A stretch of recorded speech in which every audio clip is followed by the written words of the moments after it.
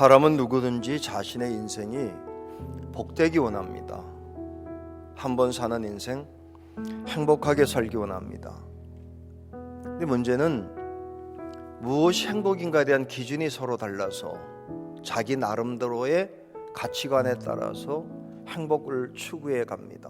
요즘 새벽 기도 때 나눴던 느헤미야, 한 나라에서 출세했는데 고국이 어렵다고 만살 제쳐두고 나라로 돌아와서 자기 한평생을 바친다면 남들은 뭐라고 하겠습니까?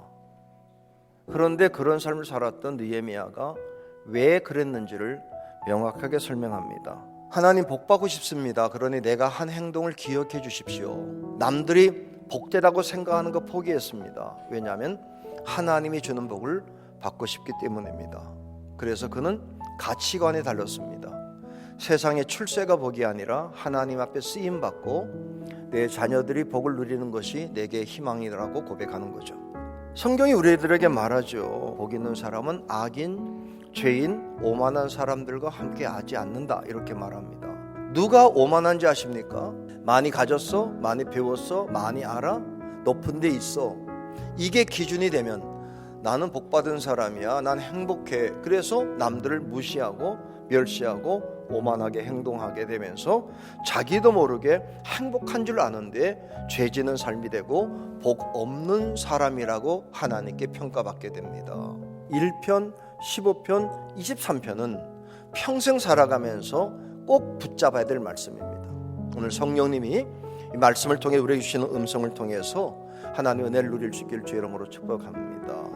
첫째는 인생의 목적이 분명해야 된다라고 하는 것입니다. 여러분, 어떤 것이 이루어지는 게 최고입니까?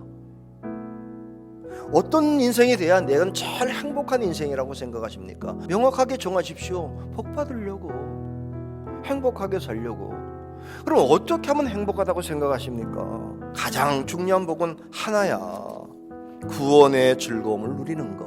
마지막 때 구원받는 게 최고 축복이야. 전 세계 모든 복은 마지막에 잘 죽는 거로 끝내지만 다윗은 여호와의 집에서 나오는 구원을 받는 거로 끝내야 되고, 내 자녀들은 나보다 더 나은 삶을 살다가 그들도 구원받는 길로 와야 된다는 게 복입니다. 다윗이 총정리하는 내용이 뭐냐?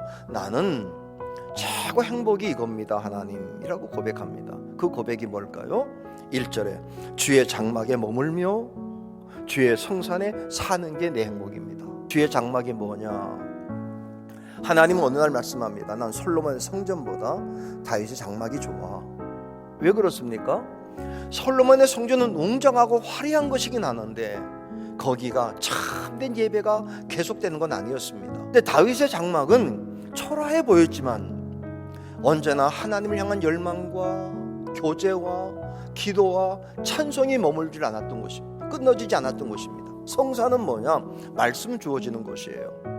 두 개를 합치면은 하나님이 계신 곳에 가서 하나님과 교제하며 찬송하고 기도하고 하나님 말씀 들으면서 평생 사는 게 저 꿈이에요, 이런 얘기입니다. 그런 신앙의 상태가 우리가 될 수 있기를 주의 이름으로 축복합니다. 그래서 15편이 중요합니다.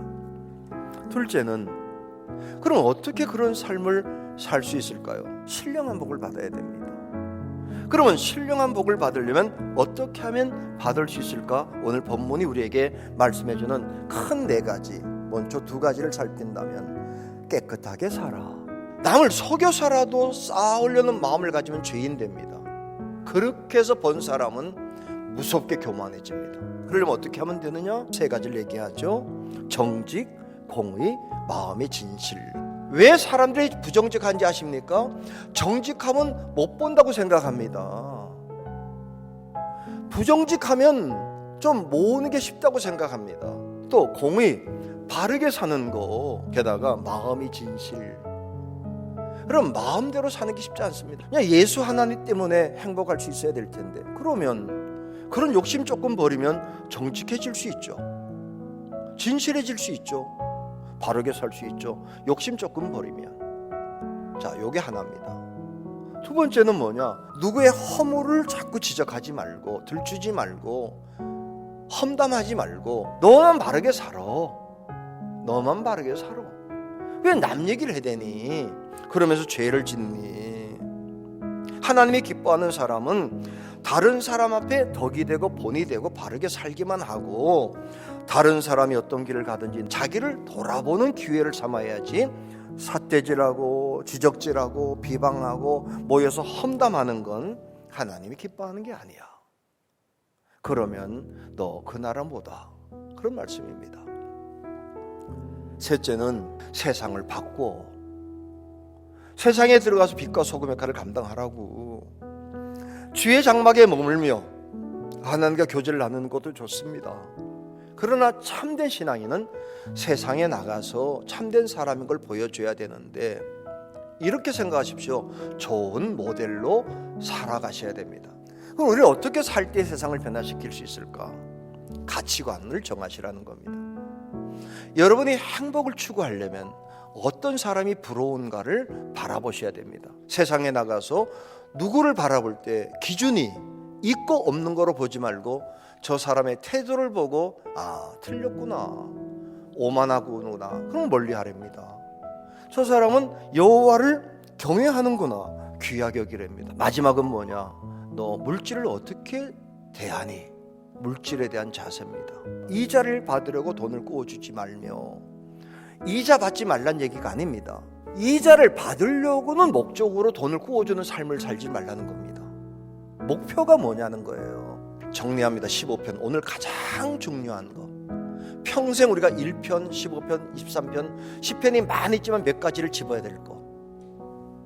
1편 복 있는 사람 되자. 2편부터 13편까지 복 없는 사람들이 나한테 행동할 때 나는 복 있게 행동한다. 그게 뭐냐? 14편 어리석지 않게. 어리석은 게 뭐냐? 하나님 없다고 생각하는 거. 난 하나님 있어, 보고 계셔, 하나님 갚으셔, 책임지실 거야. 그 대신 나는 마지막에 구원받는 게 최고고 늙어서 기쁨과 즐거움이 충만하면 돼. 그래서 15편 온 겁니다. 하나님, 내 마음의 제일 즐거움이 그렇게 되게 하옵소서. 요 10편만은 꼭 붙잡고 내 평생 이 말씀이 나의 삶에 실현되게 해달라고 기도하는 저와 여러분이 될 수 있기를 주의 이름으로 축복하고, 그리고 인천과 부천의 모든 사람에게 이 시편 붙들고 살 수 있도록 복음을 전하는 부감교회가 될 수 있기를 주의 이름으로 축복합니다.